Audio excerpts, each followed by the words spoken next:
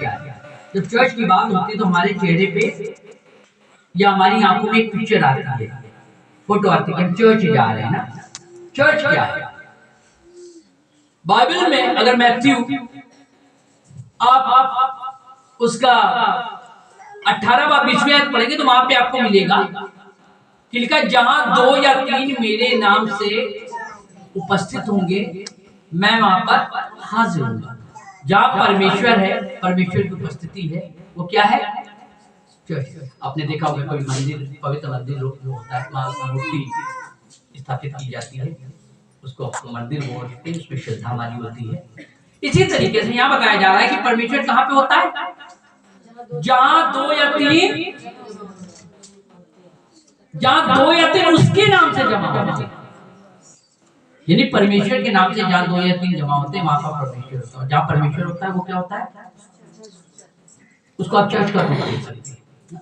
सबसे छोटा चर्च दुनिया का 2 और 3 लोगों से मिलकर।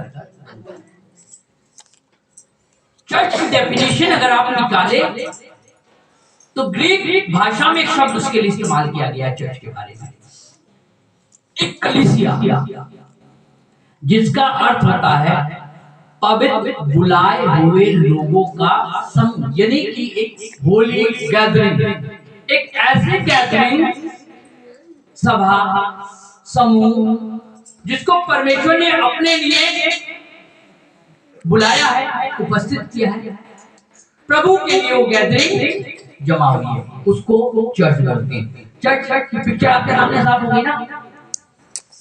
हम लोग बचपन से जाते थे चर्च, दिमाग में आता था चर्च जा रहे हैं, क्या होना, वहां पे गीत होना है, कलाम होना है, गवाही होनी है, गए आ गए, चर्च खत्म हो गया, चर्च खत्म हो गया, चर्च खत्म हो गया, चर्च शुरू हो गया। ना चर्च शुरू होता है ना चर्च खत्म होता है। चर्च खत्म होने की चीज नहीं है, शुरू होने की तो चीज है चर्च, पर खत्म होने की चीज नहीं है। चर्च बिल्डिंग, चर्च का मतलब कोई बिल्डिंग नहीं है। चर्च का मतलब है वो समूह जो किसी स्थल पर, एक जगह पर उपस्थित होकर परमेश्वर के साथ संगति और उसकी इबादत करते। तो चर्च का मतलब लोगों को समझ में आ गया ना। चर्च का मतलब कोई बिल्डिंग नहीं है, चर्च का मतलब एक स्थल है, स्थल नहीं है, समूह है जो परमेश्वर के नाम से जमा हुआ है।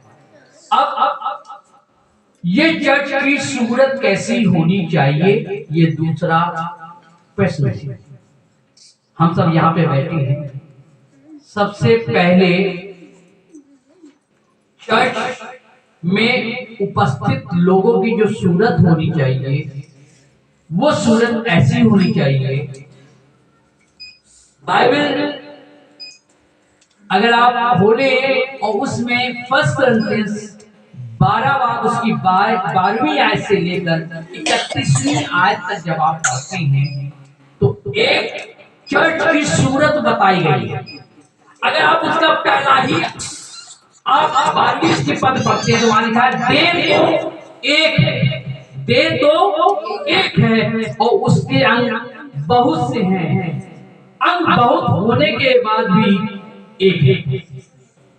कोई भी आप देह देखते हैं, शरीर देखते हैं, उसमें क्या होता है? देह एक होती है, देह एक कहलाती है, लेकिन उसमें अंग अलग अलग होते हैं। आंख एक देह का अंग है, दांत एक देह का अंग है, कान एक देह का अंग है, जुबान एक देह के अंग है, बाल एक देह के अंग है, हाथ एक देह के अंग है, पाँव एक देह के अंग है। तो एक देह में बहुत सारे अंग होते हैं और यहां बताया जा रहा है वैसे ही मसीह। एक चर्च का जो रूप है वो इतने अंग यहां पर बैठे हुए हैं अलग अलग, और ये अंग एक देह का के अंग हैं। और बाइबल बताती है इस अंगों का जो सर है वो है प्रभु यीशु। किसी भी कलीसिया का, चर्च का जो सर बताया गया है वो कौन है? प्रभु यीशु। हम उस सर के नीचे की अंग है और ये पूर्ण देह कलीसिया कहलाता है, चर्च कहलाता है। अगर आप यहाँ पे पढ़ेंगे तो वहां पर आपको बताया गया है कि एक देह के अंदर, एक कलीसिया के अंदर, एक चर्च के अंदर का रूप क्या होता है। आप जो से आगे तक वहां पढ़े तो वहां पर आप पाएंगे कि इस देह में भविष्यवाणी करने वाले लोग हैं, इस देह में चंगाई करने वाले लोग हैं, इस देह में शिक्षक हैं, इस देह में प्रचारक हैं, इस देह में अलग अलग अंग पाए जाते हैं। आपको ये जानना जरूरी है कि अगर आप मसीह की देह हैं, उसकी देह का कोई भी अंग है, तो आप में ये सब चीजों में से क्या पाया जाता है। अगर ये सब चीजें आपके अंदर नहीं है तो आप प्रभु यीशु की देह का हिस्सा नहीं है।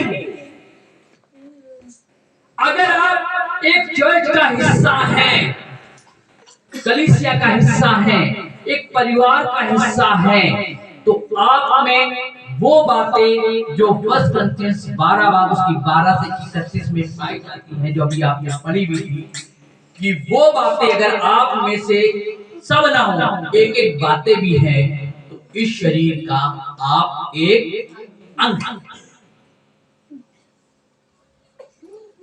जब मैं इसकी पहली आयत पढ़ता हूं तो वहां पे लिखा है, देह तो एक है पर उसके अंग बहुत हैं। तब इसके आगे जब मैं पढ़ता हूं तो एक ये अच्छा लगता है, देह तो एक है और उसके अंग बहुत है, पर भी मतलब समझ रहे, इस देह के अंग तो बहुत है और फिर लिखा है पर भी लिखा है सब मिलकर एक। आपका जब सर दर्द होता है तो क्या हाथ को महसूस होता है कि नहीं होता है? हाथ दर्द होता है तो सर को महसूस होता है कि नहीं होता है? दांत दर्द होता है तो दिमाग को महसूस होता है कि नहीं होता है? यानी कि देह के किसी भी हिस्से में अगर कोई दर्द होता है तो शरीर के सारे हिस्सों में उसका असर। अगर आप जीवते परमेश्वर की कलीसिया के कोई भी अंग हैं और अगर आप के सामने अगर कोई भी फर्क आपको नहीं पड़ता है किसी भी परिवार के दुख और सुख में, तो जान लीजिए कि आप परमेश्वर की देह का अंग नहीं है। क्योंकि बाइबल तो बताती है कि देह में अगर कोई दुख होता है एक अंग को, तो शरीर के सारे अंगों का उसको एहसास होता है। इसलिए आपको ये जानना जरूरी है कि आज तक अगर आप एक कलीसिया और चर्च का हिस्सा बने हैं, आपकी तकलीफ ही आपकी तकलीफ है, आपका दुख ही आपका दुख है, आपका परिवार ही आपका परिवार है, तो मुझे कह लेने दीजिए कि आप चर्च का हिस्सा नहीं है। आप एक देह के अंग नहीं है, क्योंकि देह के अंग होने के नाते ये कैसे संभव है कि आंख का दर्द हो और हाथ को पता ना चले, और हाथ का दर्द हो और सर को पता ना चले। होता क्या है?